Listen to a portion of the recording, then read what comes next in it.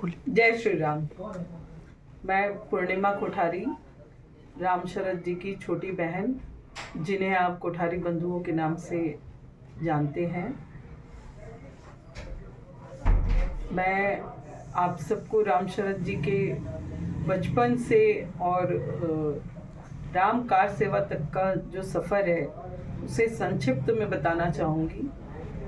बचपन से ही वो दोनों संघ के स्वयंसेवक थे और अपने शाखा के दायित्व को उन्होंने बहुत अच्छे से निभाया। जब वो कार सेवा के लिए जाने वाले थे, उससे 2 वर्ष पहले से ही शीला पूजन और राम ज्योति पूजन का जो दायित्व उन्हें दिया गया था, वो भी उन्होंने बहुत अच्छे से निभाया।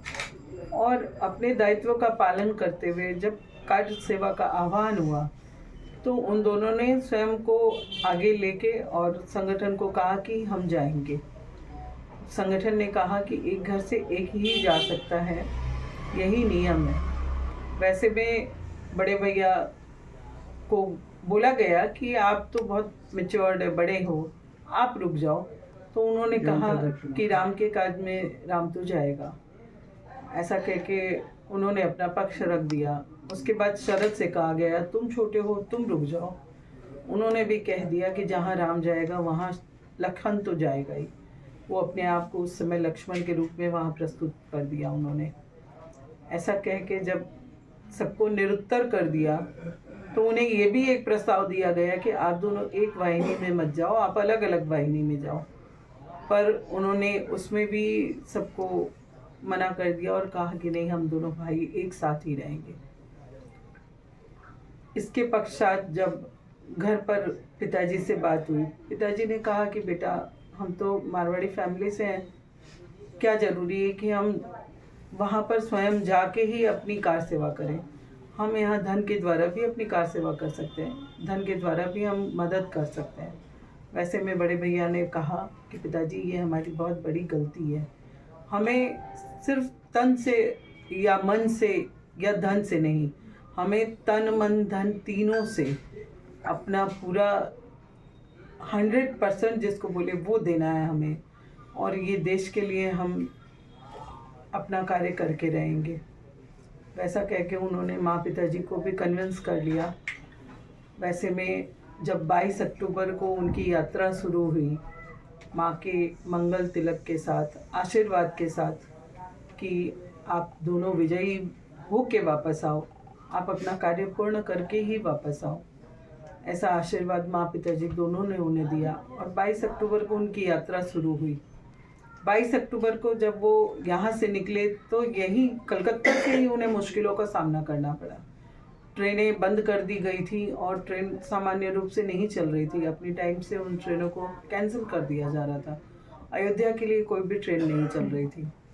ऐसे में उन्होंने तय किया कि हम बनारस तक ट्रेन से जाएंगे और वहाँ से फिर आगे का सफ़र वहीं तय करेंगे। जब वो बनारस के लिए पहुँचने वाले थे, उन्हें पता चला कि बनारस में गिरफ्तारियाँ हो रही है।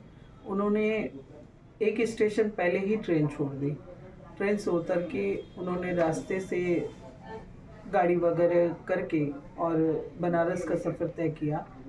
जब वो बनारस पहुँचे तो उन्हें पता चला कि आगे के सभी मार्ग बंद हैं। अयोध्या के लिए कोई भी रास्ता खुला नहीं है।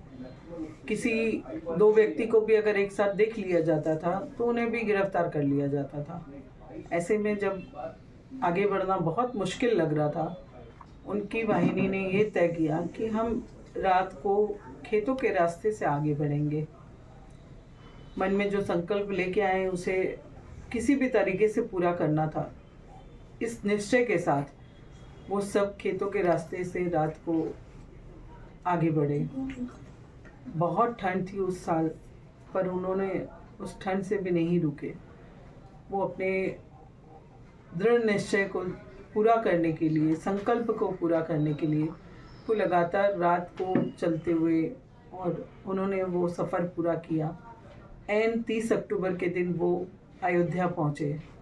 जब वो अयोध्या पहुँचे तो वहाँ पर कार सेवा का आह्वान हो चुका था और उनको भी ये आदेश दिया गया कि आप लोग कार सेवा के लिए आगे बढ़ जाओ। जन्मभूमि की तरफ। वो दोनों अपनी वाहिनी के साथ जन्मभूमि की तरफ आगे बढ़े।